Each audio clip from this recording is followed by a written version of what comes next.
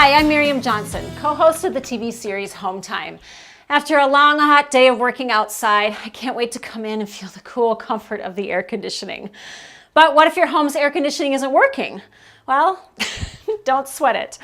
Here are a few quick tips to try before you call a pro. First, make sure the thermostat is set to cool. You'd be surprised how often this tip helps. Next, check the furnace filter.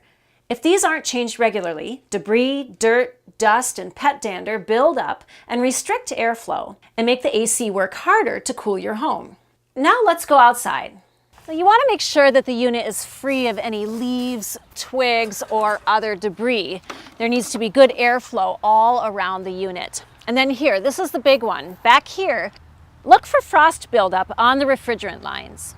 Frost can be a sign that you're low on refrigerant. Refrigerant in older units is typically Freon, and newer AC units use a refrigerant that's more ozone-friendly and better for the environment. Checking refrigerant inside the AC unit takes special equipment and skills that even I don't have. So if your AC unit is blowing hot air and you need some relief, give us a call. We'll be happy to help you out.